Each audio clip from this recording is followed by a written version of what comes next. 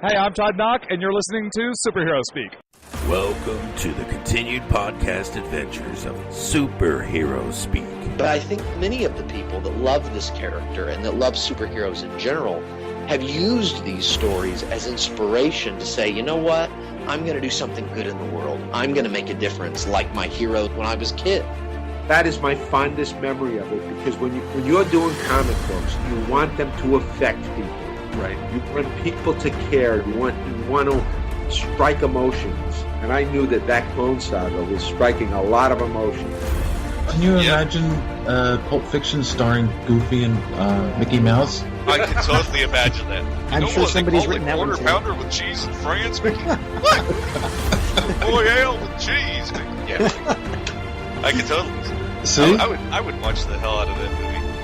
Yes, I gladly sacrifice that my progeny to you, almighty Marvel beast. But Neil Adams is somewhere going, it's my time. How do you measure success? Hey everyone, you're listening to Superhero Speak, and I'm your host Dave. And tired. I mean, John. And awake. Aha. At least one of us is. Yes. We just flew in from New York, and boy, our arms tired. Ah! Oh yeah, that was a bad joke. Oh, please, come on. That joke's been filed with the Library of Congress. Yeah. So, before John and I get to our, what we did this week, because we were together all week. Sorry, that was just like that guttural reaction that happens when you smell a skunk. Did anything exciting happen to you this week, JD? No, I went to a friend's wedding in Ohio. I saw a big billboard that said "Hell is real" in Indiana. Yeah, I saw you posted something about that on Facebook. It struck me. I don't know if funny is the word. It struck me as inquisitive. Did it say "Hell is real"? Welcome to America. Yeah, that's what it was. Hell is real. Welcome to America. And I just was, and it was like something out of like a John Carpenter movie. And I kept like playing it over my head, like trying to figure out if it was an advertisement for something. I think someone just actually spent money to tell us all we were going to hell. Oh, good. But I was driving through Indiana, so they weren't wrong. Well, usually a sandwich board in the streets of New York is good enough for that. You get a lot more people seeing it. I mean, that's like you get a lot more eyes for that sandwich in New York. In rural Indiana, you got to make sure people know that they're going to go to hell. But the real question is hell exothermic or endothermic? And if you want to know the answer, Google it. Google is hell exothermic, and you will find out. Look for the article from University of Alabama. Now I want to get a sign that says Google is hell. Well, but everybody already knows that. That is true. Especially after Google Plus. They have to close that down now because of... Is Google Plus officially closed? Is that a thing? Or is it no longer a thing? Not yet, but they are going to close it apparently. Or, they say they're going to close it. I don't know what form that's going to take, but... But what about all my friends on? Oh wait, okay. Exactly. I think I have I think I have a Google Plus account, but I never did anything with it. Even if everyone. Yeah, even if you don't have one, you do have one. They made you one. Yeah, basically, if you have an Android phone, it automatically creates one for you. I do not have one, but I'm part of the cult of Mac. So, John, what did we do this week? Anything fun? Let's see. Let me look at my list here. I did find a new anime called That Time I Got Reincarnated as a Slime, and it was surprisingly good. That's a fantastic title. It is, and it's a really. There's only 2 episodes so far. It's a brand new anime, and I'm actually I watched it. I was going to play it in the background, and then I started looking at the subtitles, and I was like, "Hey, this is actually good." So there's that. I'm doing double the laundry for some reason today. I think you discovered a new show that you really like with Bryan Cranston is in it. Oh yeah, no, actually, I watched 2 episodes of just before we came on. Superman. Super Mansion. Okay, everybody, go. Okay, well, here's the thing. So there's a thing. Yeah, the Sony Scrapple thing or whatever streaming Crackles. Yeah, it might as well just be called Scrapple. Isn't Scrapple like something that people from Pennsylvania eat? Like some yes. Kind of like type of I actually had Scrapple this morning. Yeah. Well, the streaming service like really sucks, especially on your phone, because it doesn't detect the pause in the show for commercials well, and so sometimes it'll get up to like a few seconds before where it's supposed to show a commercial, then show a commercial, then show those few seconds, then show the commercials again, which means you've got double the commercials now, and sometimes it'll even glitch and do it again, so you get like 8 minutes of commercials before you can watch the last few minutes of the damn episode. So, but the show itself is awesome. The first few episodes are a little bit rougher than what we saw, Dave. Yeah. Because we saw we were given links to 4 episodes. Right, for the new season. Right, and those were hysterical. So, yeah. That's pretty typical of any TV show. It takes a little while to find its stride. Yeah. Yeah. It's still good. And the reason why we saw it was because we saw Bryan Cranston this weekend. Yeah, he was hanging out in our hotel room. Wait, no. Threatening us for some reason. Yeah. No, we went to New York Comic-Con, and it's the first time we went as press. So when we bugged people for interviews, we had a reason. Yep. And now, JD, you asked us a question before we started recording, which is... Was the experience better or worse as press? And I would say both. So I know less about that than I do the question both. All right, mission accomplished. So to explain this real quick, Yeah. we've been press to a lot of different conventions over the years, but the ones that we've all been press for, it's kind of like, here's a press pass, you're basically getting in the convention for free, and they don't really do much. Wizard sets up a couple little things for you, but they're not even a big help. But what Reed does with, like, especially New York Comic Con, your press, they send your email address to all the PR people working, bringing people to the convention. So they email you directly and say, hey, there's going to be a press room for this show. There's going to be a press room for this event. There's going to be a press room for this. Do you want to join, RSVP, and we'll get back to you with the details. So I'm like, wow, this is really cool. But the problem is, I basically responded to everyone that we got, said, yeah, we'll do it. And so we did.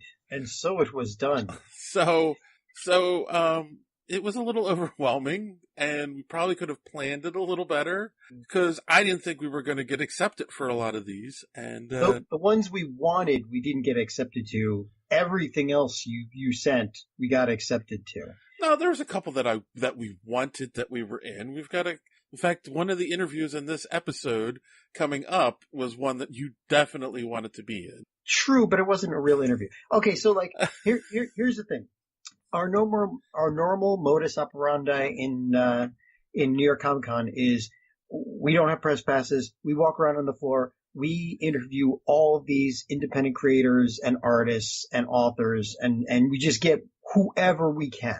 This year we kind of got it split because we were scheduled with all of Dave's shenanigans.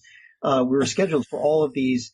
Now, what they do these actual press conference where the stars are up at a long table and the rest of us press lowlives are at tables, in front of that, and we get to ask questions. And everybody throws the recorders on the long table in front of the stars so we can record their answers. There's that, or we have round tables, which is they have a whole bunch of literally round tables set up, and we all take seats, one seat or however many seats is left free, and the stars that we're supposed to meet with, they take turns going around, sitting for a few minutes at each table, and we get to ask questions while they're at the table. And one of the big takeaways is that apparently Dave and I are better equipped than just about all the rest of the press. And I mean that in the actual equipment recording way. Well, the other thing that we learned, this is a little behind the scenes that I don't know if a lot of people know this. They do the round tables, and then they also they call it a red carpet. So they have a big long backdrop set up that says New York Comic Con. And anyone that is doing film gets to interview one-on-one with whoever the current, celebrity, writer, whatever, for like 5 minutes, and then they move down to the next person, down to the next person, down to the next person. I forgot to mention, I did mention this to you, John. So, like, we didn't sign up for that because we're not a video podcast, right? Right, and that's fine. However, when I was in the Family Guy / American Dad press room, there was a guy there who had a friend with an iPhone using that as a camera, and he got to talk to all the people one-on-one. So we might be becoming a video podcast for the next one. Hold on. Yep. Hang tight. As a guy who makes his living doing video work, let me tell you something. The iPhone is my backup camera. Or if I need a camera with a super wide lens and I don't have time to flip my lenses out, I pull out my iPhone. Huh. Like, other than having the audio is mediocre at best, but it's actually got a better wildlife than my other like professional grade cameras as far as picking up like a conversation or something like that. Like, I've been on jobs where, God, we got to get this interview done now. Cameras put away, iPhone, and you pull out the iPhone, stick it on a controllable gimbal. I mean, it's not that uncommon, and most people don't know the difference because the iPhone's pixels are so good, and it actually does take a great image. So yeah. Now, as far as audio is concerned, though, like when they did the Super Mansion panel was the long table in front with Bryan Cranston and his entire team for Super Mansion, most of the team from Robot Chicken, and when they told us to put our recorders up. Now you've got a long table with 5 people spread out side by side, and people were taking these little tiny recorders and putting them like in the middle or to the one side. I can't see how they're going to record the audio from people on the other side of the ends of the table. Whereas we threw our Zoom H6 in the middle with the area recorder and then spread out 2 microphones to the middle of the 2 end people, so that we recorded everybody. It's really interesting. They might only be transcribing for like written. Right. I think a lot of them. That's what I think a lot of them were doing. Like the one I met one of the guys that works for Bleeding Cool. So like obviously he's just taking that and writing something up for the website. So that makes sense. Yeah. Okay, so he's not looking for all the audio, just enough that he can add a few things to his article.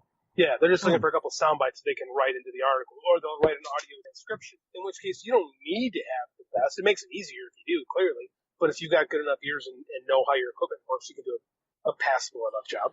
So that's why, if you go to our Patreon, where we have some of the interviews up there now, as I promised before the show, before the New York Comic Con last week, we have the Super Mansion panel up there, and during it, you hear one of it wasn't Bryan Cranston, I think it was one of the other actors, say, oh, maybe we can answer some of these texts, because the iPhones that were up there, they were getting texts, and you hear them buzz on the recording.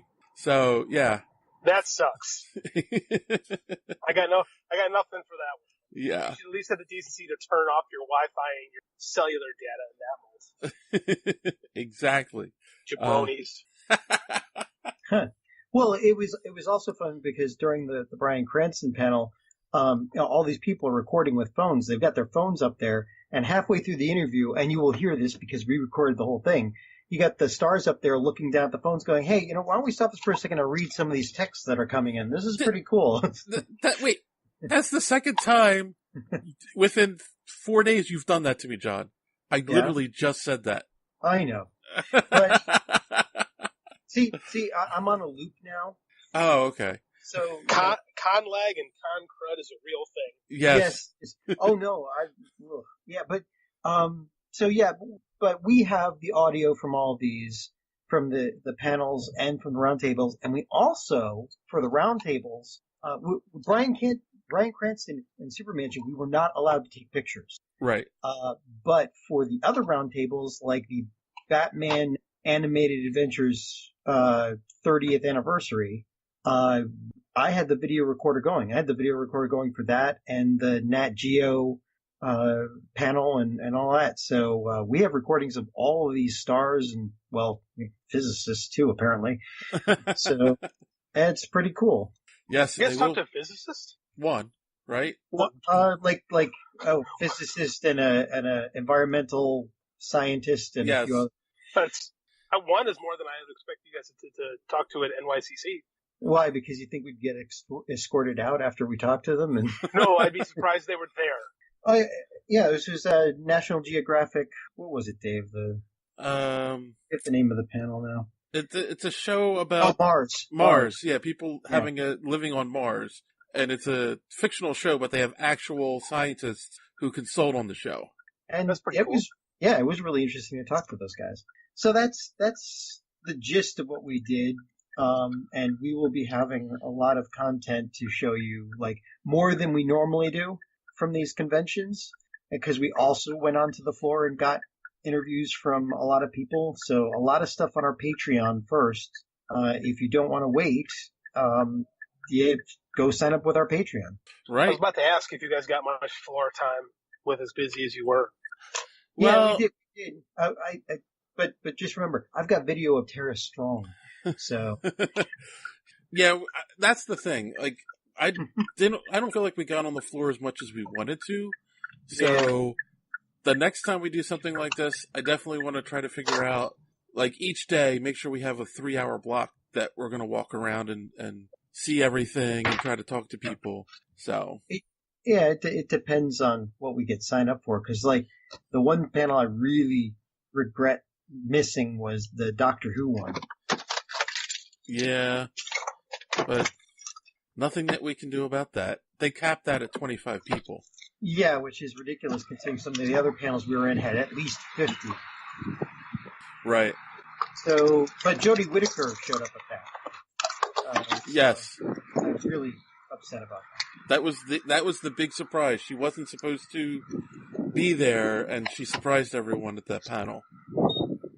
So we're getting a lot of atmosphere now.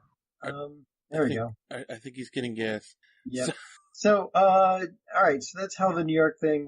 Let's see. We talked about Patreon. Remember, well, I was going to say. So for those listening, if you go to patreon.com/superhero speak, all one word, and sign up just for $1, you can get what we have up there now. We have the Bryan Cranston panel. We have an interview with Kevin Conroy up there. We have an interview with Carl Bollers, who is the senior editor at Valiant. We'll have Bruce Timm, I guess. Yes, yeah. And we'll have video for all of these too, which we can put up on Patreon as well, I think. Yes. So there's at least 8 of the interviews up there now. And eventually they will be released on the show, but for now those ones are only on the Patreon that are up there now. And also, don't forget, check us out on Twitter at Superhero Speak or Facebook.com/Superhero Speak. Yep. And give us a like. Let us know you're around. You can always send us messages. We love to hear from you. So yeah. Okay, now real quick. I have a little bit of news. First I want to say, a shout out to So Wizard Podcast, especially Joey. Ran into him at the convention. We got to hang out for a little bit. It was nice to actually meet him face to face for the first time. I missed that, didn't I? Yeah, you were off somewhere, and I was walking the halls, actually working. Yeah, you were working it. Yeah, thank you. But yeah, I mean, he's been on our show. Mark Ellis from So Wizard has also been on the show, so it was cool to at least meet one of them face to face. And yes, so speaking of So Wizard and the other podcasts, this story. JD's been waiting for this one. I have. Are we like canceling talking about Batwing in order to talk about this? I don't know which one is juicier. How much more mileage do we get out of Batwing? I don't know. Dave's got a note here for Batwing or Plastic Man, so probably a little bit more. Fair. All right, so I'm sad to announce that we're no longer going to be part of the Nerd Podcast Mafia. We have no ill intent here. We're not angry or anything like that. It's just it's kind of time to move on. And essentially, what's been going on, for those who follow it at all, there are only really 4 podcasts left that are actually podcasting on a regular basis. And in fact, the person who runs the website actually took it down this week, because they don't have time to maintain it anymore, and no one in the podcast mafia was actually posting their shows on there on a regular basis. So they were kind of like, why does this exist? And there was a little bit of drama that happened that I'll share, but I'll try to leave names out of it. The first thing was we were supposed to meet up with Joey from So Wizard and another one of the podcasts while we were there, right? And this other podcast, Who Shall Remain Nameless, we had a separate message thread going through on Twitter, and I said, oh, well, let's, when do you guys want to meet up? Here's my cell phone number. Text me, and we can figure it out, right? And I never heard from them the entire convention. And in fact, after I met up with Joey, the next day I went to look at the message thread, and they had left the thread. So I didn't think anything of it. I thought, oh, they got busy.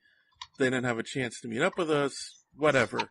Then they released a special edition of their episode of their show on Sunday, and had met up with Joey and somebody else and did a special New York Comic-Con episode. And I'm like, okay, so where was our invite? Did it get lost in the mail? And didn't get any response from them. Joey came to me and said he was out for after the con, got back to the hotel, and the other guy he was with said, oh, I just called an Uber. We got a message from this other podcast. They want us to come record. And there was no mention of us, no nothing. So I don't know what we did to offend them, but apparently they didn't want us to meet them and record with them. So this shit is so high school. It is. So I kind of that was you know what? I don't need to deal with this. We don't need to deal with this. And there is another podcast in there that started stirring up. We've talked about them before. Another one of the podcasts. They like to try to create controversy every once in a while because they think it gets them downloads, but it really just makes them look like jerks. And I just, they started trying to stir something up again. And I was like, all right, I've had enough of this. I'm out. We're out. Let's just move on. And move on we shall. That's the last we should probably ever say of it. We got better things to do. I didn't know there was a Nerd Podcast Mafia website. I've been on the show for a year. Yeah, so there you go. I mean, that's how strong of a group it was. So, I mean, I wish everyone else well in the group. Especially fans on Patrol. We've cross-potted with those guys before too, and I really enjoy their show, and Colt 45 and the rest of the guys. So no ill will. Just it's time to move on. All right. So real quick, let's talk about some of our social media interaction. Just a quick mention of a couple things here. So we had talked about that Russo brothers picture and how it appears that they were really just trolling the fans.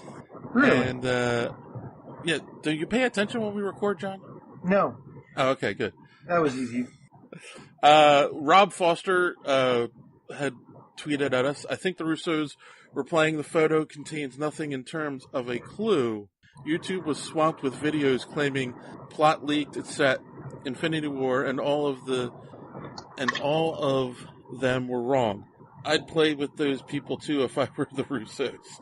And Chanandler Bong, I love the name, he just said, I wonder if we'll see any Celestials in the flick. So, I doubt that. Do you? It would be interesting. Maybe I have too much of a. If they put a Celestial movie, a lot of there, I'm sorry, you cut off a lot of what? No, I'd say there'd be a lot of a Deus Ex Machina. Oh yeah. Celestial. Right. We can skip that one. It's not important. Yeah, okay. So Batwang or Plastic Man? We can skip this one too. What? You can't skip the Batwang. Nah. I can't believe how much mileage we got out of this wang. Well, Rob Foster. It's a long wang. Rob Foster tweeted this at us. Sexual tension among the Justice League comes to a screeching halt when Plastic Man's name is mentioned. Then silence. Even Superman stops bragging. I thought it was funny. That's why I brought it up. Yep, and now the joke's over. So it's low-hanging fruit. I know. Yeah, but then, JD, you had a whole conversation with someone. about Batwang. I have lots of conversations. So Jean-Luc Messier had said Batwang has destroyed the Bat mythology for me forever. Oh my god! This is Batman! Yeah, basically they're saying they're done with DC forever. And then your question was, what bothered you? Is it the fact that you saw him naked? Did you find it cheap or exploitive? I'm actually curious. Yeah, I did. I wanted to have an actual conversation, but he didn't respond. Nope. and then Steve's response is, I'm looking forward to seeing his response, and it was a kid at a birthday with a birthday cake and a giant knife with a crazed look in his eye. Yeah, I didn't get that gif at all, but it did make me. Yes. All right. And then the last one I'll talk about on the Dueling Jokers movies.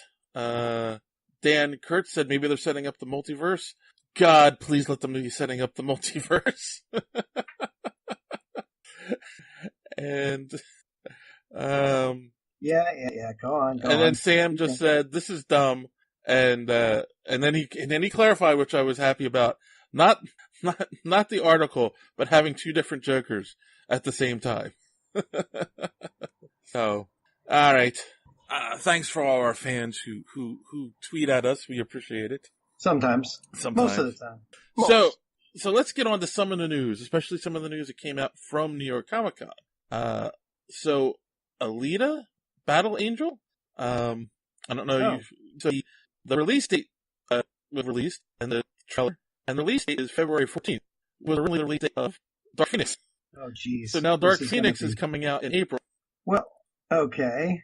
So do you guys think Dark Phoenix is even going to come out? I mean, they've already got shots done. I mean, they released a trailer and said it's going to be this date, and then like backed that up the next day, like, oh no, it's going to be April, and Alita's going to then come out on February 14th. It's like, it just seemed like an odd move in my mind. Did we lose JD? Well, usually. Do you have an opinion? No, because I missed everything. I drive to this one cow town on my way home, and the signal completely dies on my cell phone. I think they have like some kind of a town blocker or something. So I have no idea what you said. So basically, Alita Battle Angel, the release date was moved. Yeah, so they moved Dark Phoenix, right? Right, they moved Dark Phoenix to April and Alita Battle Angel to February 14th. Do you think Dark Phoenix is ever going to come out? That's so funny. That's when my phone cut out and there was no answer. That's hilarious. Eventually, he's been made, and now, Disney likes to collect money, so they'll put it out. I don't know if it's going to be good, but they'll put it out. It's funny because you mentioned this, because Battle Angel Alita made like 16, 17 years ago. Like, James Cameron's been sitting on this thing forever. So. Well, I actually overheard something interesting about the movie at the convention from another reporter. Yeah. And that is, so Robert Rodriguez is the director, right? Robert Rodriguez, right? Absolutely. Well, yes. James Cameron's the executive producer. Well, from my understanding, James Cameron gave so much notes on each shot that Robert Rodriguez basically said action and cut, and that's it. That's weird, because Robert Rodriguez is super maverick filmmaker, so right. I'm wondering how I'd like to be in those productions. Yeah, from what they were saying is they would show clips of the movie, and he basically would say, I don't remember shooting that. Well, what's the point? You got a paycheck. Well, yeah, and that James Cameron was too busy to direct, but apparently not too busy to give notes on every shot. So that doesn't, I guess that's typical of the two of them, if you know much about both of their histories. James Cameron's notoriously in everything that he does. He puts himself wholeheartedly. And Robert Rodriguez, he does not do shot lists. Right. Like, Robert Rodriguez is a guy who just makes completely on feel. So I'm not sure. I'm sure Cameron hired him to do the movie and then wound up trying to direct it himself. I think in the 80s there's a story about Steven Spielberg basically doing the same thing to Tobe Hooper on the set of Poltergeist. Yes. Yeah. No, I've heard that too. So yeah, I found it very interesting, and everyone who's seen rough cuts of it have all said the same thing.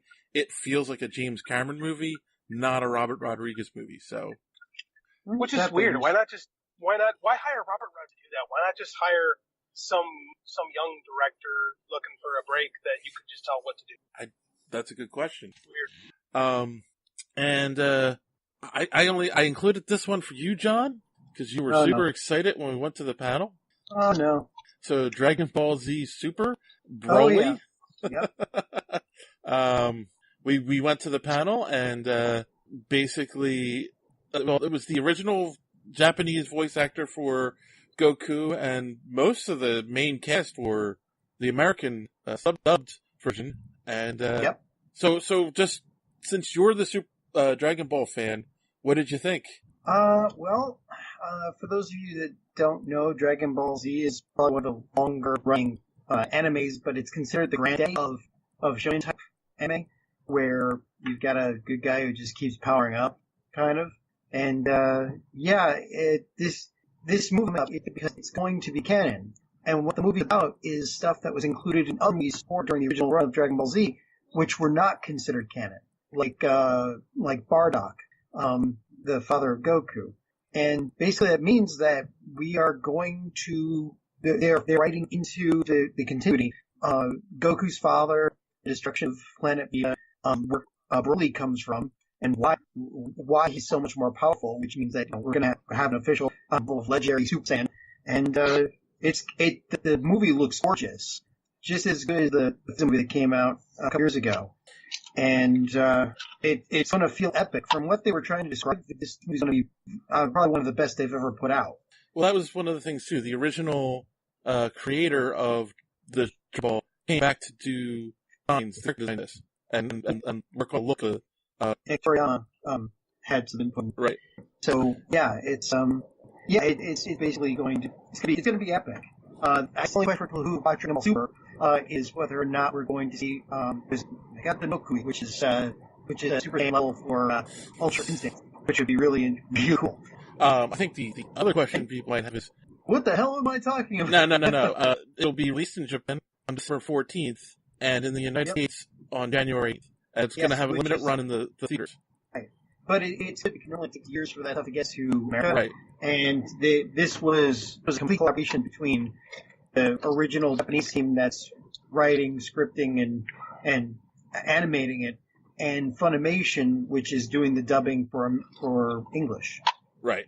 So there you go. I think the Dragon Ball Z fans out there should definitely keep their eyes open. I'll agree that the trailer looked amazing. It looks really good. My son loves the show, so I've watched some of it with him. But yeah, it'll be exciting. I'll probably have to take him to the theater to see it. And if you have no idea what we're talking about, don't worry. Just go on to Crunchyroll and watch the anime. It should only take you about 3 years to catch up. So on to some Marvel news here. Fox Marvel news. They're going to release a PG-13 version of Deadpool into the theater. Why? A lot of people are asking that. Yeah. There's literally no reason for that. Full stop.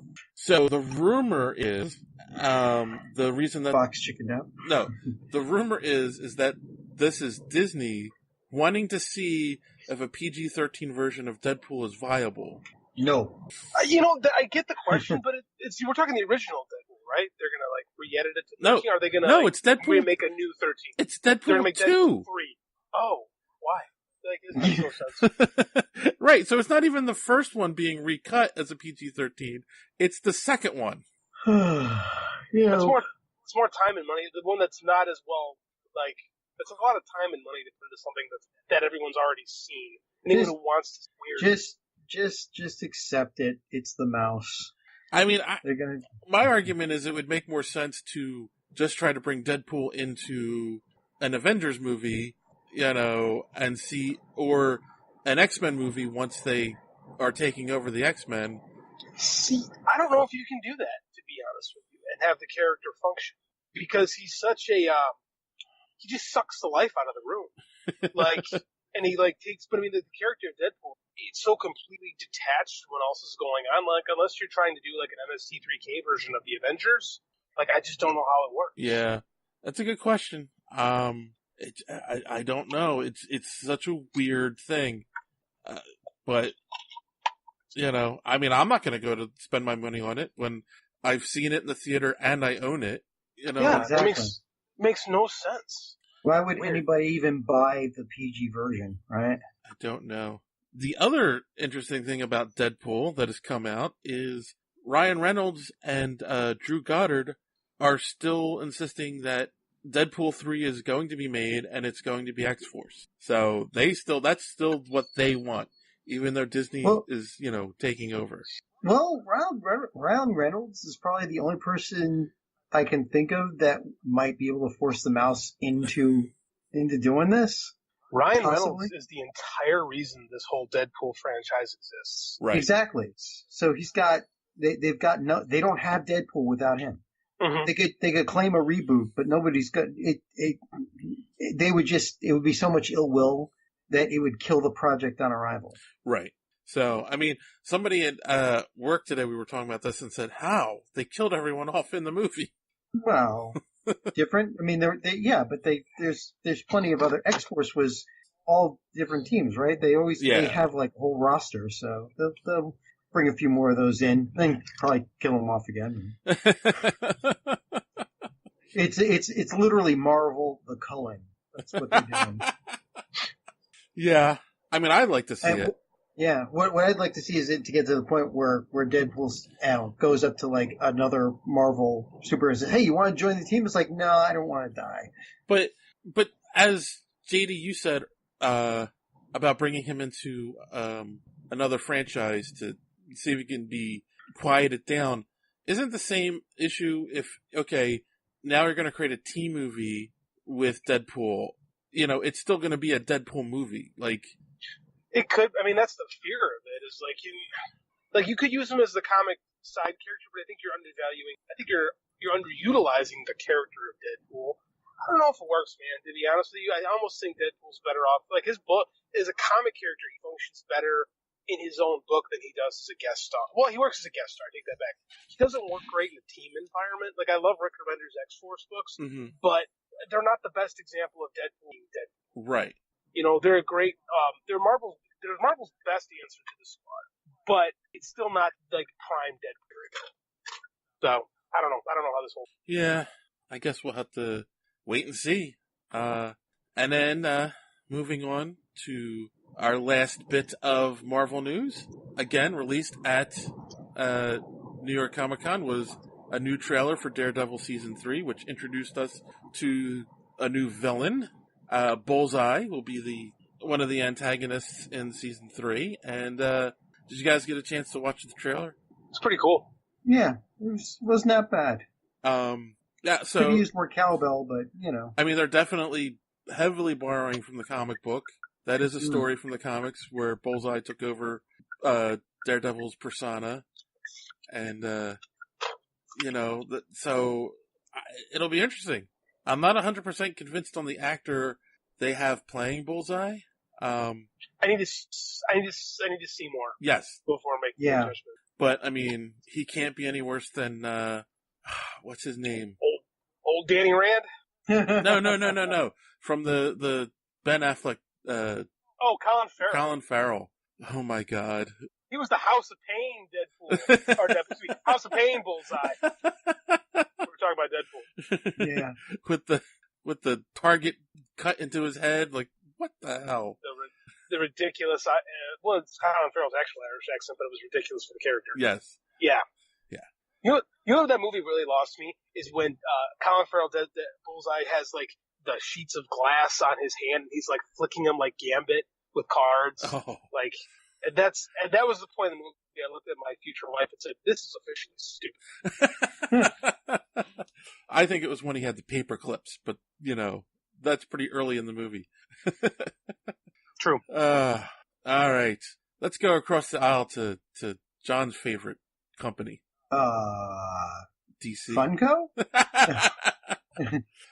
So they've announced what the next Batman Black Label book is going to be. Bad penis. Oh, God. It's going to be called 3 Jokers, 1 Penis. Oh, wait, no, just 3 Jokers. So. No, can we not? Sorry. All right, take it down a notch. Take it down a notch. It's your volume. So, I think there was the other day, still on that crazy It's in that before the Bieber books, but yeah. And so now they're like, I guess this is where they're going to address it. I'm not sure how I feel about this, and I don't know. I don't either. Does it take something away from the Joker if it's multiple people? Yes. Yes. Okay, so that's no hesitation. So I don't understand why they need to explain the Joker. Like, well, I do kind of, because like, you want to explore new ground with character, but like the more, it's never good to learn about him. No? Yeah, I mean, like, there's so much done with the character in so many vastly different versions. So I kind of understand where Chip Jones is coming from with this, but at the same time, I kind of don't. Like, I don't know why this is necessary, but I also don't know what it is. It's hard to, I don't know. Yeah, basically the same for me. I mean, but I'm in the camp of never explain the Joker, because that is the Joker. The Joker is this guy who mysteriously appeared. Nobody knows who he is, and he is borderline super sane. So, well, see, like even with the Joaquin Joker, I hope that they end the movie with it being like, maybe this happened, maybe it, like the Killing Joke, right? I don't know. Like, this whole thing is weird to me. Like, I don't know. Jeff Johns' work last few years has kind of not hit me the way it used to, so I'm not the skeptical column on this one. I mean, Jeff Johns even is quoted at the convention as saying, "The coolest thing about this story is no one knows anything about it." He's right. Yes, but if the writer doesn't know anything about it, aren't they in trouble? Yeah, it's not a reason to fill in the blanks. So, I mean, okay, so I don't know. It seems kind of risky, but at the same time, that's the whole point of the Black Label books, is to throw stories out there like this as well. So no, is it? No, it doesn't. I'm the one who always argues against the concept of continuity. But like, is this particular Black Label book gonna be like in continuity? Well, that's also part of some continuity. That's the whole. It doesn't matter. I don't know. But that's the whole point of the Black Label. It's that they don't want to worry about continuity anymore, so they could just tell stories. So it doesn't really matter to anyone. Right. So it's like this isn't like necessarily the official Joker. This is just Jeff Johns doing a story he wants to do about 3 Jokers. Right. All right. Okay. I can accept that a little bit more. All right. The most exciting thing that I've heard about DC, before we get to the big story that came out today, is that Titan Season 2 has been confirmed. Oh, God. It is the end times. How do you confirm Season 2 of something where Season 1 hasn't even come out yet? Especially this. Because they own the network. Oh, so they can do what they want. Yeah. I mean, they need content, so of course ratings don't matter in these things. They have the app. They need to put crap on the app, so they're at least going to give us. I would expect 3 seasons, even if it's dog crap. Which I don't know. This trailer kind of leads there. Yeah, it's starting to look like that. I mean, I told Dave, we're looking at one of the promo pics, and it's like, I'm sorry, I don't remember Starfire being a sassy black woman. That bothers me the least of everything in this show, to be quite honest with you. Like, that doesn't, like, I don't, like, it's not the sassy black woman thing that bothers me, that doesn't at all. The character doesn't click with me as Starfire from what I've seen, and it's nothing with anything else other than I'm not feeling the Starfire vibe off it. That being said, I'm not feeling Rayven off the other one. I'm not feeling anything about the Titans in this. Like, this whole show just seems, wrong is not the term I want to use, but just not interesting to me. Like, I love those characters, but just this whole thing is just like, it's not clicking with me. Maybe it's the fact that I think someone said it's supposed to be in the Snyderverse. Oh, God. Or maybe tangentially connected to it. Like, and that makes me immediately want to go, nah, I don't want this. It makes you lose interest automatically. It really does. Wow. That's bad. Yeah. Now, I actually, one of the other podcasts I listened to, I was listening to it today, and they were talking about the DC app, and they said they got it a month ago, or when it came out, and they've looked at it twice since they got it. Because right now, none of the content they promised is on there. That's a problem. That's a real, if you rush something too quick. But again, I mean, like, if the idea of these subscription things is you buy it, and then you kind of forget that it's there, and they can rack it up every month. Like gym memberships. Gyms don't stay open because people go to the gym. Gyms stay open because people say, I'm going to go to the gym and get a membership. Yeah. You know? That is so true. I mean, that's why, but I do think it's a bad idea to launch a giant app like this and not have the content you promised. Like, I was excited they're supposed to have all these comics, and then it's really not. I mean, like, it's not like the Marvel Unlimited app where you have access to everything. Right. It's like selected stuff, and it's always like the greatest hits, the stuff that I've always read. Right. That I've already read, I should say, not the deep cuts that I want to read. Right, and you probably already have a lot of that stuff in a long box at home already. Yeah. So it's just like, I don't know, man. This app seems like a good idea, but like, you know, like Lando said, the deal keeps getting worse all the time. And that's even funnier if you remember the Robot Chicken version of that scene.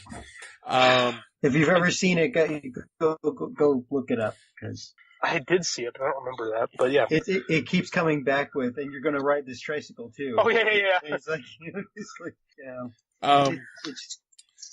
So something that came out today, which we did not come out from the convention, but JD, you brought this to my attention earlier. James Gunn has apparently found a new job already. Not official yet. Not official, but he's in talks. They're in discussion.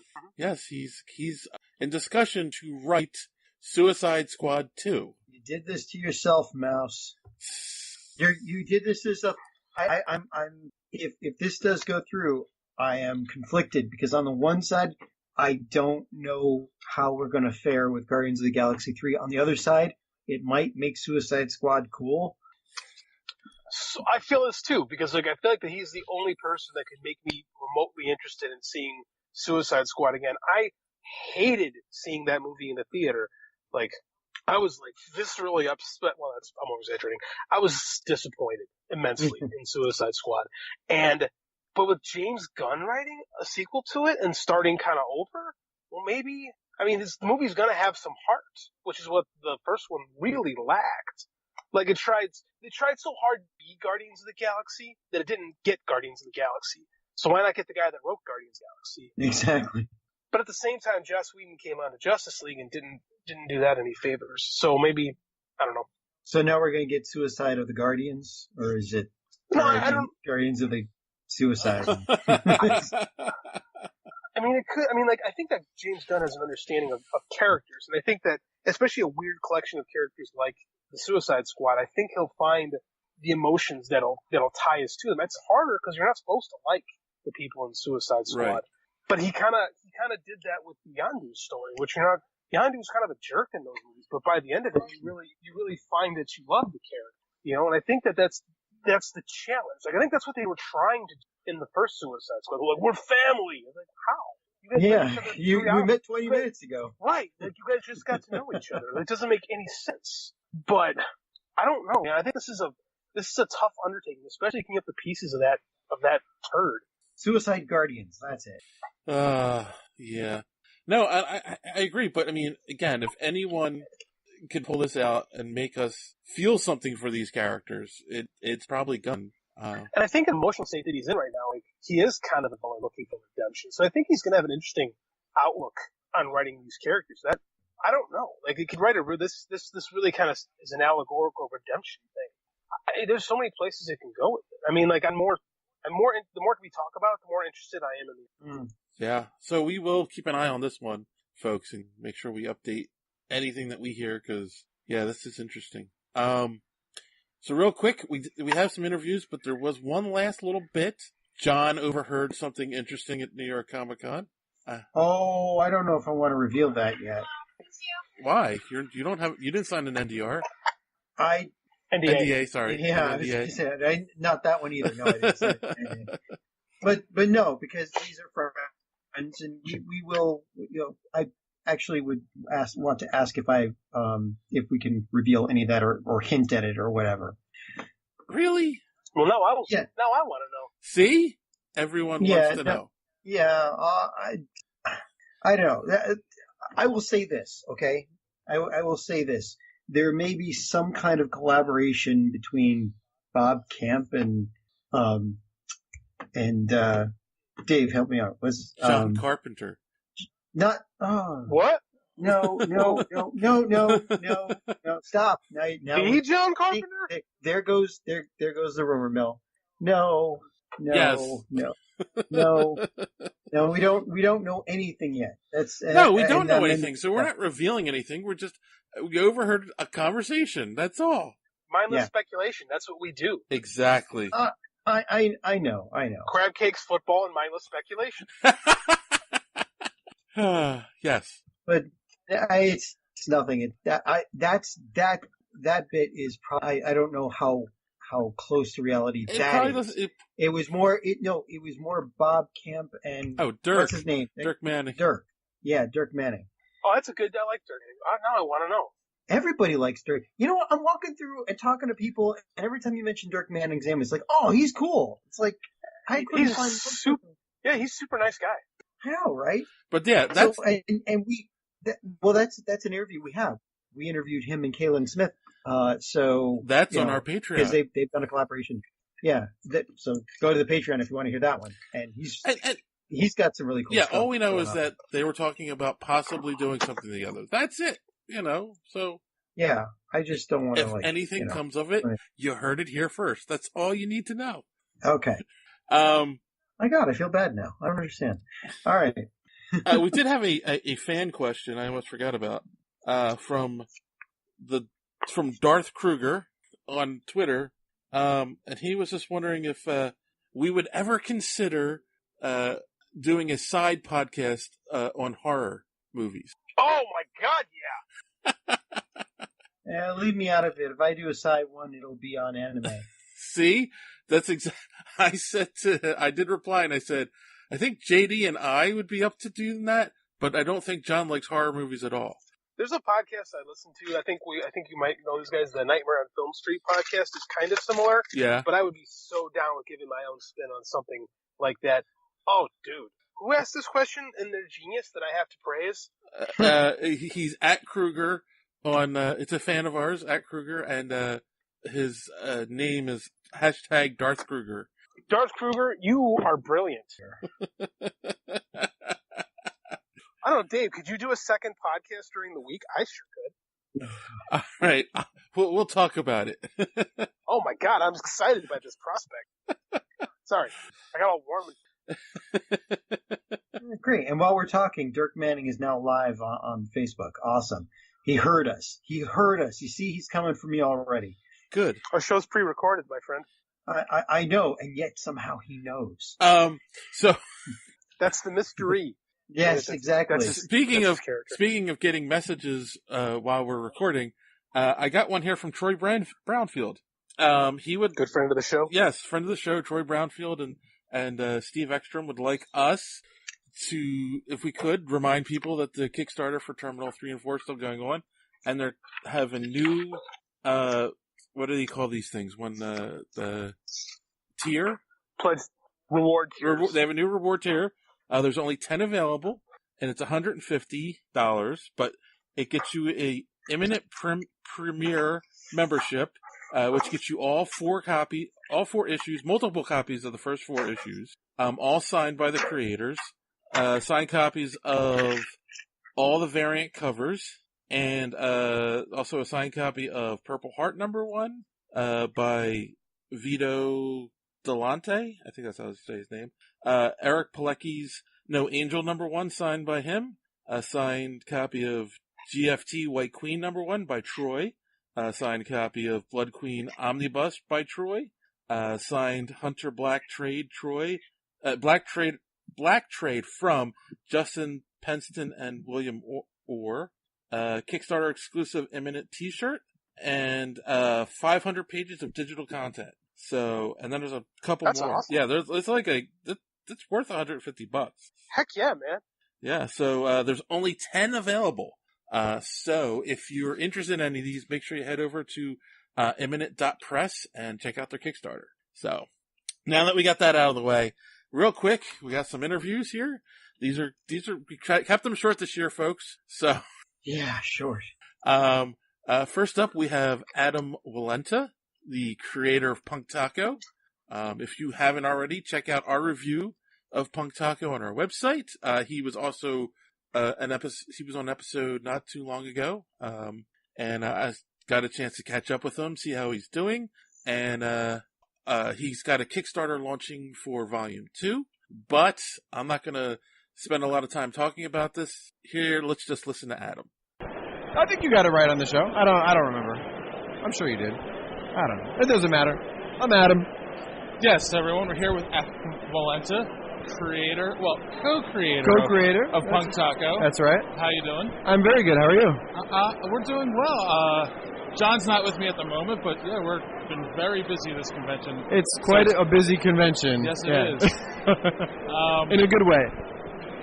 So, for people who maybe haven't read the review on our website or listened to the previous episode you're on, can you just real quick, again, give us the elevator pitch for Punk Taco? Sure. Punk Taco is an all-ages graphic novel series about an alien taco who rocks out across the universe with his band of misfits. Along the way, they get into some trouble, they make some new friends, they help save the universe. It's got something for everyone, so if you're an adult with no kids, you can still enjoy it. If you're a child that can't read, your parents could enjoy it while they're reading it to you. And if you're a kid who can read, you'll enjoy it because there's lots of, great things for kids to read in the book. Just lots of action, adventure, humor, a lot of whimsical silliness. So, you co-created it with your son. Yes. And if I remember correctly, it was something you just did out of fun, right? He was came up with the character ideas and you told him to draw them. Yeah, it was a name that I had bouncing around in my head that, I developed a few years prior. And I told my son, we were hanging out playing Legos at the time. Right. Just sitting on the floor playing, and I told him the idea or the name, and he started to laugh, and then he started to come up with a story idea and who Punk Taco was and what he would do and who his friends were and who the villain would be. He was really obsessed with the villain, wanted to be like a cheeseburger guy with a French fry mohawk, and he had this other idea for meat werewolves that will be in the second volume. So he was a little disappointed we didn't fit the meat werewolves into the first volume, but he's super excited that we were able to do it in the second volume. All right. So we created a whole slew of characters, and it was just bouncing ideas around. He was 5 at the time, so it was just like this crazy energy of talking to a 5-year-old and coming up with ideas. It was a lot of fun. And then he did a bunch of drawings, and I took those drawings and then I developed them further. Right. So. Which those drawings are in the book. Yes, they are, right in the beginning of the book. And then he did some artwork throughout the book where I would do some rough outlines for him, and then he would take his crayons and he would color it all in. Awesome. So that's the second part of the book, which is like a children's book. So this leads me to question. So a lot of the books that we grew up on from Marvel and DC are now becoming more and more adult-oriented or for older Very readers. much so. Do you feel that did you feel there was a need to fill that gap? Absolutely. I mean, I love Marvel, I love DC characters, but there was a time when you could read them. I mean, I grew up, I'm 44 years old, so I've been reading Spider-Man since I was about 7 years old, collecting Spider-Man.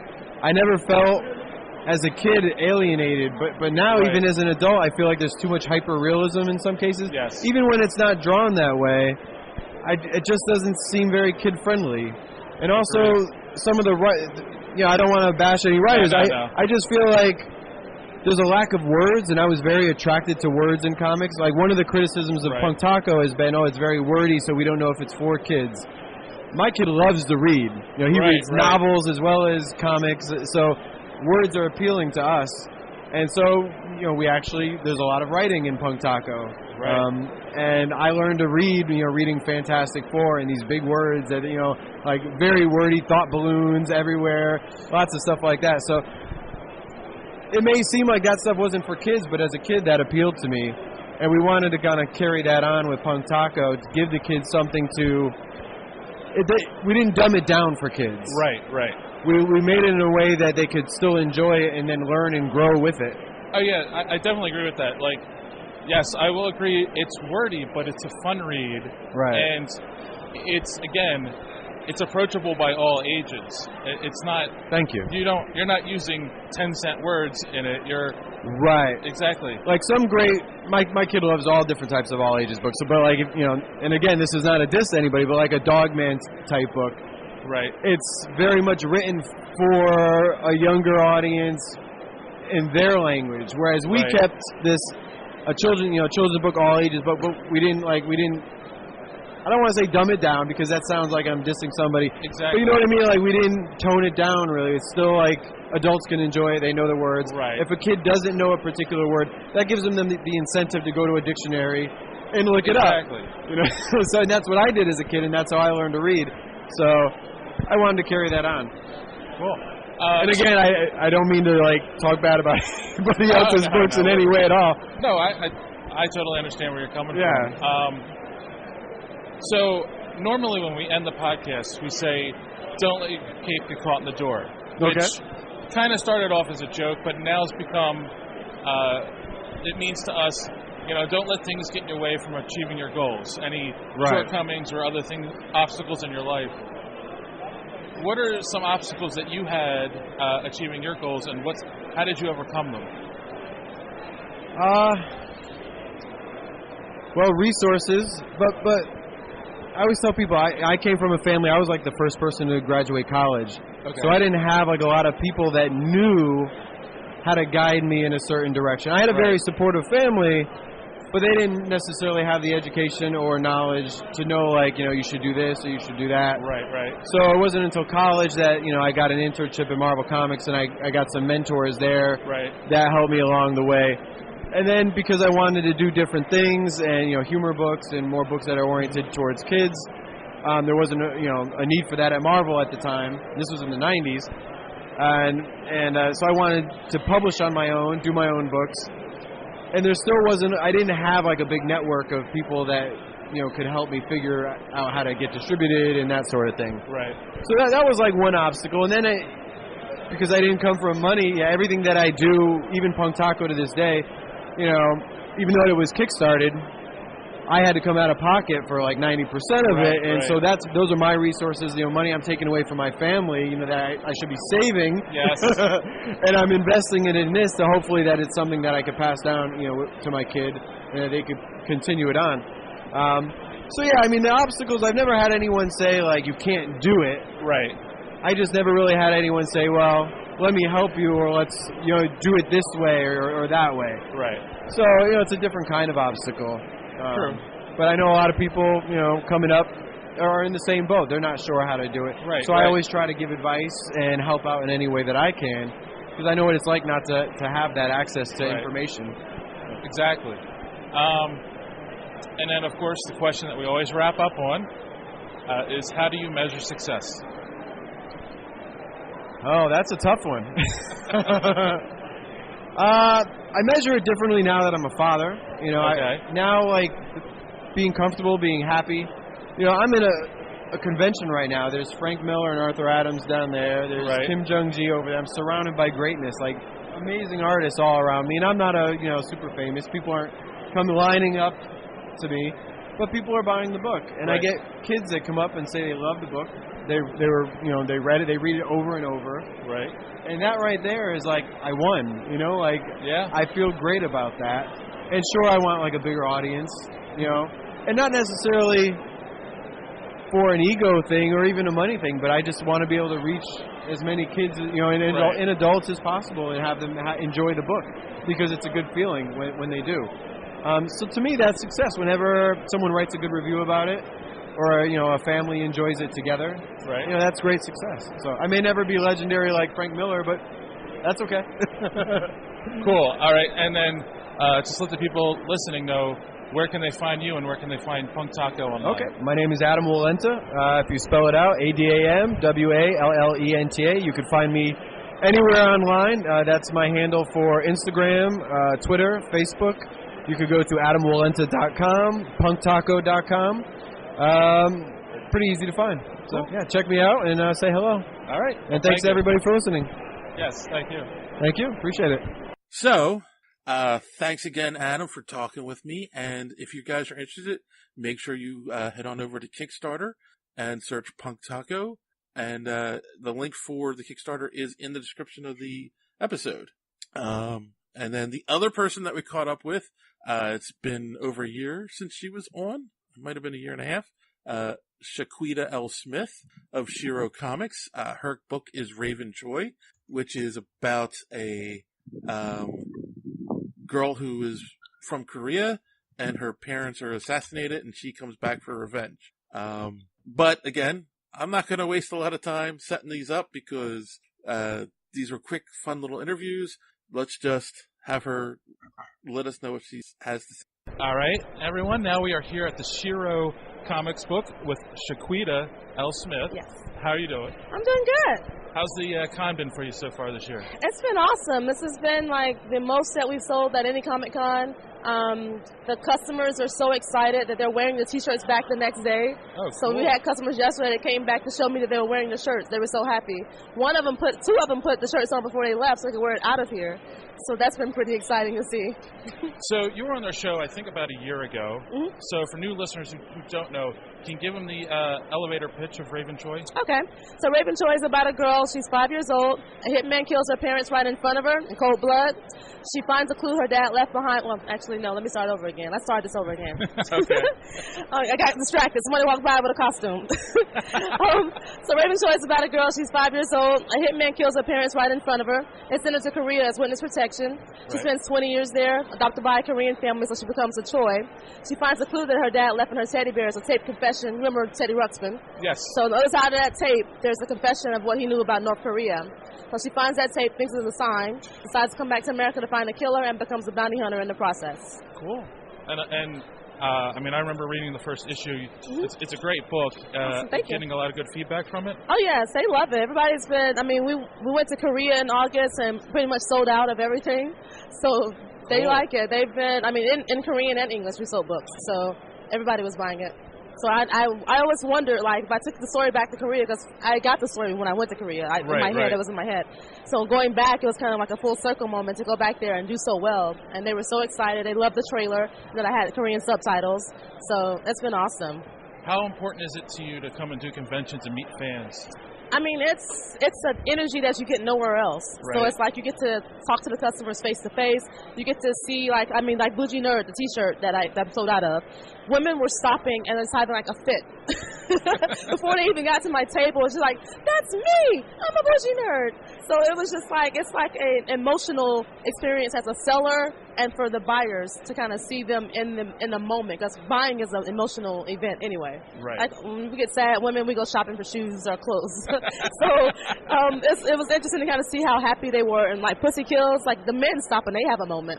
So it's like, I'm not sure if Pussy killed them or or if it's going to, but they stop and it's like, this is great. This is an awesome shirt. And they'll stop and they'll buy it. Cool. Just give me their money. It's just like money just comes out of the sky and I sell. So you had said you've been doing a lot of conventions overseas. Yes. And this is your first one in the United States for a while? Well, or? This is, as far as, it's called the Shero Universe Tour is what I'm doing the second half of the year. So we were in Korea at the beginning of August. Right. We were supposed to go to South Africa, but we didn't make South Africa. It was their first Comic-Con. Okay. But then we got invited here. So like Repop pretty much runs most of the Comic-Cons around the world. Right. So we met someone in Korea that works for Repop, and so he really liked what I was doing. And he's like, oh, you should come to the other cons. And I was like, well, I was planning to. So planning to go to Repop. They're doing Comic-Con Indonesia, Jakarta, at the end of this month. And then German Comic-Con is completely separate from them. So we possibly will do that one because we'll already be on that side of the world. So they're right behind each other. Right. So and then Mumbai, I want to go to India and kind of see how their reaction is to Rayven Choi. Because my whole idea is that this is an international story. Right. I think anybody in any country would be able to relate to her story. And so they tell us that black movies don't make money overseas, even though Black Panther made $1 billion. But I'm trying to prove the fact that we can take our books all over the world. People, if you have a relatable story, a story that people can relate to, they'll buy it, they'll like it. They give really great feedback so far on how they feel about it. Just the concept alone, when I'm talking to people and I tell them, I get to the bounty hunter part, I see their eyes go up, I know I got to sell. Cool.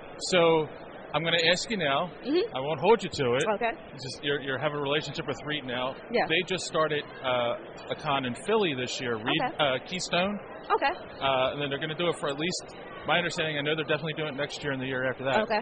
Are you going to come to Philly next year since we're Philly-based? Yes, I want to come to Philly. I've had this like the second person that's talked about me going to Philly. Okay. I want to come to Philly. So next year I'll be back on like the American circuit. Like this is just kind of like me saying I can do this and doing it in this moment. So next year I'll be back and doing American cons. Next year hopefully we'll have the last 2 books out of the series, so we'll have one big book, a volume at that point. So I'm definitely trying to go to most of the American cons next year. I don't have to go out of the country anymore. It's exhausting flying 13, 14 hours in a different time zone. It's a lot. It's overwhelming. But next year I'll be happy to be back in America and going to Philly and everywhere. Anywhere y'all want me to come, I'll go. So we normally sign off the podcast by saying, don't let your cape get caught in the door. And it started off as a joke, but to us it's actually come to mean, don't let obstacles get in your way from achieving your goals. Right. What are some obstacles that you've overcome in your life to achieve your goals? For this one, my obstacle was chapter 3. Okay. Chapter 3 was probably the hardest thing I've ever done. I went through 10 artists. The first 2 books I worked with one artist on, and we worked over like a year and a half together. We've been working together for a long time. So book 3, though, he wasn't able to he had done some pages, but he wasn't able to finish it. Okay. So it forced me to, I've been meaning to find a team anyway, so it forced me to try to find a team, but we do simple, the Rayven Choi. I wanted to keep it simple and not do all of the marble or just that style of drawing because I wanted people to pay attention to the story. Right. So I wanted to keep it more so like a movie, more realistic. And it's hard to do realistic. Because there'll be people that had drawn for all these big companies and they would get to this and be like, I can't draw like that. So it blew my mind. And we will find an artist that could do one page and he would do a great job and he's like, I can't keep drawing like this. So, yeah, being simple proved to be difficult for a lot of people. But I found a couple other artists that came on and were able to kind of fill in and it looks pretty similar to what he was doing before. So that was a hard obstacle to get over, and I still sometimes wake up and like, is it done? Because it was that stressful. And then the question we normally wrap up on is, how do you measure success? I think I measure success by how I feel. Like this Comic-Con, I feel like it's been successful. So when I go back to LA, I'm happy. You know? I think I did what I came to do. Like, we've sold out on most of the shirts. And so coming here, especially with heavy luggage and mailing stuff here, is just like, my goal of success at this one is to go back with hardly anything. And that's what we're doing, actually. Cool. We're almost sold out of books, sold out of a couple T-shirts. So when we go back, hopefully we won't have a lot. And today is still going to be a busy day, so we have a chance to sell more stuff. So for me, success is just like how I feel are little goals that I set for myself and accomplishing them. And it's not really necessarily a big goal like selling a movie to George Lucas or anything like that. Sometimes it's just like when I get back, my goal is probably going to be it's going to be kind of big to get to Indonesia. So get the tickets and get there and try to figure out if it's going to be an earthquake or whatever, or get through Indonesia without an earthquake and without cobra snakes coming and biting me, because I know they're over there. Even though they say you don't see them, but still, they're in the backdrop. I think we're uncovering a few snakes here. Cobras. I grew up in North Carolina, so I mean, there were like copperheads and vipers or whatever, but we didn't see them until the summertime maybe. You may see one every once in a while, but cobras come up off the ground. I'm like, I'm not about that life. Like, a snake can look you in the eye. It's just like coming up off the ground. Like, that's not anything I want to face in life. I was always scared to come to New York about the rat situation, but I haven't seen any, thankfully. Oh, they're all in the subway. I know, that's what I hear. If you go at nighttime, you see them. So we went in the daytime, so we didn't see anything. That's why my hotel's in walking distance. Me too. Yeah, we're a couple blocks up. So yeah, we don't have to take the subway to get here at night or back. So where can people find you and Rayven Choi online? Okay, so my website is sherocomics.com. That's hero with an S on the front of it. And so my social media is as well on Twitter, Facebook, Instagram is Shero Comics. I also have a page for the book, so Rayven Choi is also on Twitter, Facebook, Instagram. I don't really know what Snapchat is still. I don't know what Snapchat is. I think I said it in the last call. I don't really understand it. But so I'm on social media as Shero Comics and Rayven Choi. You can find the store on the website. So if you go to sherocomics.com and click on the store page, you can buy some of the T-shirts that I'm talking about that are selling out, that people are hassling me about. Like, we've gotten over 100 emails. People are actually signing up for the email list. Cool. Usually they avoid it. But this time, because they want the shirts, they're like, okay, email me when they come back in stock. So that's been successful to me. So yeah. All right, cool. Well, thank you very much. Thank you. All right. And the last one, John, is from you. Yep. So this is the audio of the roundtable with Tara Strong. If you listen to the beginning of our podcast, this podcast, you remember that the roundtables where the talent comes up, sits down with us, and we get to ask all the gathered reporters at that table to ask a question or two before they're shuffled off and we get a new one. So this was Tara Strong. This was during the presser for Batman, the animated series, the 30th anniversary. And Tara Strong did the voice of Batgirl in the DC animated universe. And she's also, of course, done Rayven in Teen Titans related to this. And she's also Rayven on Teen Titans Go. Literally, probably another. I didn't want to mention Teen Titans Go, but whatever. She's also Ben Tennyson on Ben 10 too, if that means anything. And Twilight Sparkle on My Little Pony, and Harley Quinn, Timmy Turner on Fairly Odd Parents, and Dill from Rugrats. Harley Quinn on the Arkham Knight games. Bubbles on Powerpuff Girls. Listen, we could hear all that. Yes. So this is a really short roundtable with Tara Strong. Hi guys, how are you? You know, you've really worked on a lot of different animation projects. So, other than the longevity of the animated series, what makes it so special? Well, this series in particular is so beautiful. The film noir look to it, how dark it is. I've always been a fan of the dark Batman stuff. I mean, I have an what's the word I'm looking for? An affinity. Thank you. I do voiceover. My voice not working. For the funnier stuff, but my favorite is the dark. And when you watch the Blu-ray, and you see how beautiful it was, and even now is even more beautiful, you recognize what an extraordinary piece of art that particular series was. And it really was, from start to finish, from the writing to the directing to the art to the acting. It's just like a beautiful, finished piece. And I mean, maybe not finished. Maybe we could do like a few more seasons, but it was a good time. When you were doing Harley Quinn, her first appearance in the comic was in the Batman the Animated Series comic, and she transitioned into regular continuity.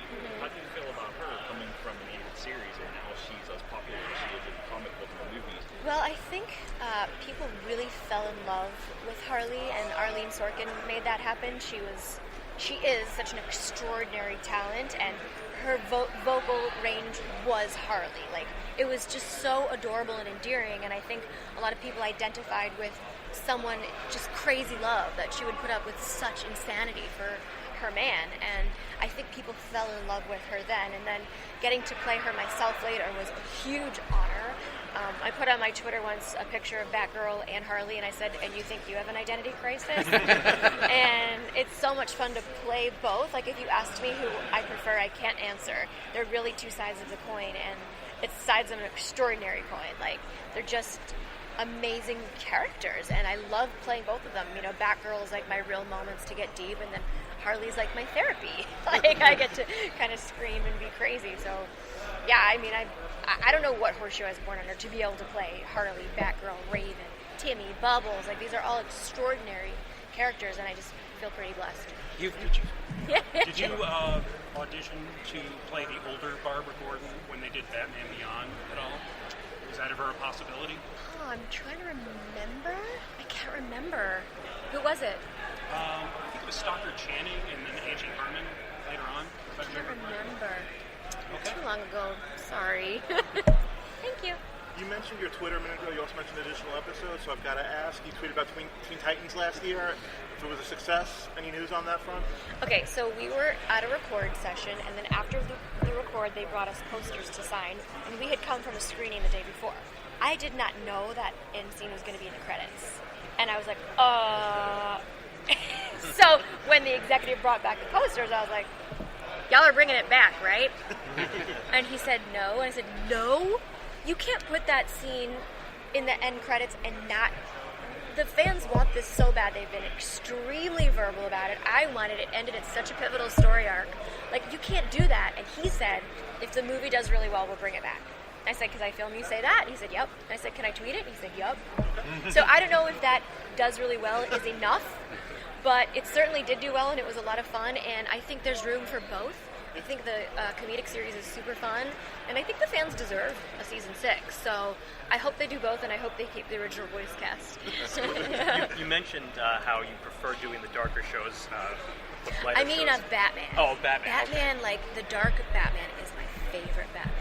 Teen Titans, I guess if you asked me to pick, I would probably pick the darker one too, because it's sort of the same world, but I do have a ton of fun. Go is its own thing. Like, I don't even know that you could compare it to any other show. It's just this wacky, crazy, like, I walk in and I'm like, what did you guys smoke before you wrote this episode? Like, it's like, there's an episode about being in an elevator, like, you know. So I don't know, I love that one too, but Probably if I had to choose, if they're like, we're going to only do one, I'd say let's give everybody a season 6. Where did you get the Teen Titans Go laugh from? The Rayven laugh? Well, Rayven's not a laugher, and so when it was first in the script, it just came to me that I'd be like, haha, it's like she's not too excited about it. They kind of kept it. Harley Quinn has become a feminist icon, both in comics and in shows, and now she's on live action. What do you think it is about her that has attracted so many women to her? Well, I think that there's such a vulnerability to her, but there's also a really strong kick-ass side to her, and I think most women can find little pieces of themselves in that, not to that degree, let's say, or they should be hospitalized, but at some degree where you've known that you've done dumb things for love, but you could also kick some ass, and I think particularly right now in this political climate, to give women a strong female character that's going to go out and kick some ass is definitely a good thing. And I think she's just adorable. Her outfits are always on point. And I think it's always fun to love the bad guy. And she's sort of a good mix of the bad guy and not, and they've played her both ways. Right. So I just think there's something so endearing to her. And I also have to give credit to Arlene, who started that ball rolling. And I do love that it's taken off so much. Both as Harley and as Batgirl, you really were almost a role model for one generation and now a second generation.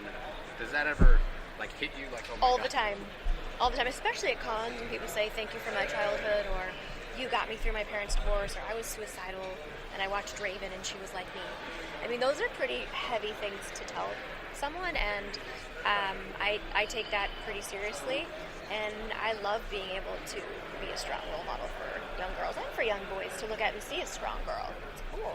Yeah, and the girls know, hey, I can keep up with the boys. Right. Like Batgirl did. Right, yeah. You've been on so many different long-running shows that were never supposed to go as long as they did, including an equine-based one. At what point, during your career, at what point are you figuring, where you're looking around going, oh my God, this is another one of those, where it's just like, I feel like one season, now it's like 8. I feel like casting and producers sort of look at that and say, oh, if Tara's on the show, it's going to be a big hit, so they should always cast me. But, sometimes you're in a session and you're like, it's going to be a big show. This is going to be a big hit. We knew right away at Batman. We knew it at Teen Titans. Sometimes you just know, and sometimes you don't know, and you're like, whoa, like you say with My Little Pony. We had no idea it was going to transcend ages and genders and countries and have this beautiful fandom come together to support each other from all over the world. So we're all extremely grateful for the fans because our predecessors never knew how beloved they were before the internet. So when we meet people at cons or hear about them, hear from fans online, it's very touching. Can you talk a little bit about how that's evolved over the course of your career? Like, how, back when Batman started, there was no social media conventions, and now it's become a huge part of your career. And I'm not really good at social media, not to toot my own horn, but and I like sharing with the fans and connecting with them, and I think Twitter is sometimes a scary place, but I think the good outweighs the bad in terms of connecting with fans, and it's given people a way to really communicate with these people that mean so much to them. And for me, it's a way to be really charitable too. I've raised $500,000 for kids with cancer on my Twitter, $200,000 for animal rescue. I've been lately raising a lot of money for Democratic candidates, and it feels good to be using it for good on top of connecting with fans who have been suicidal, have been in dark places, and they reach out because they love me or a character that I've done, and I'll follow them back and talk to them and talk them off a cliff. I had one kid this year that said, no one cares, I'm going to buy a gun, and 20 minutes later he posted a picture of the gun. 20 minutes later. And then he said, I'm driving here, and I DM'd him because he reached out earlier, and I said, what's going on, buddy? He's like, I'm ending it. And I said, can you call me? And I said, can I call you? And I was thinking he's not going to give me his number, and he did. And he said, you have 10 minutes before I blow my brains out. And yes, I'm talking.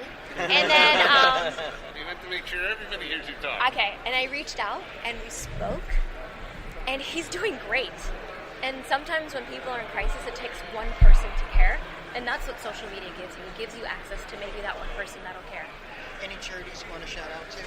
Well, of course, right now I'm big into any Democratic charities. Also, Races is raising money to help get parents out of jail to go get their children from Trump's disgusting baby jails. And anytime there's an LGBTQ charity, women's rights charity, I mean, if you check my Twitter, I tweet about it all the time. So please follow me on @TerraStrong, and then you'll see them all. Thanks, guys. Thank you. I was talking! There you go. Wasn't that short? It was 10 minutes. That's fine.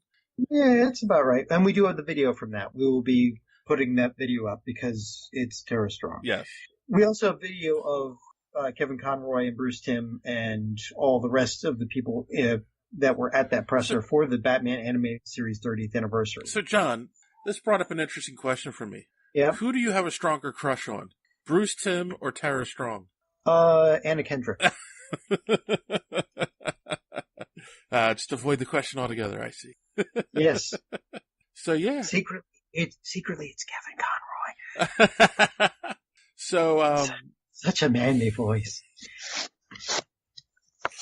So, yeah, we actually had a lot of fun, though. You know, we've got so much more content to share with you guys. We've got hours of content. Yeah, we have years of content, and we still have 2 interviews left from the Wizard World. I mean, that's it, guys. We're taking the rest of this year off. You're just gonna get content from us. But I have to speak with the man who's being quiet at the moment. But since we've done New York Comic Con with Reed, there's a chance that we could get press passes for C2E2, and somebody lives near there. Someone does live there, but somebody always gets press pass, or someone always gets pro passes. So I would have worked with you guys if you came out to Chicago, but I don't need a press pass. I got my pro badge. Yeah, but you can't get into the press rooms with your pro badge. I also don't want to work. Good answer. You heard it here, folks. You heard it here first, folks. JD doesn't like to work. Not for free. All right. Too busy bugging people for opportunities. So you're working, just not for us. Hustling, baby, hustling. Yep. You gotta do that. That's what you gotta do. ABC always be closing. You guys should come out to Chicago. I think that'd be an awesome idea. All right. As long as you're paying for the flight. No. Sponsors. Patreon, dude. Patreon.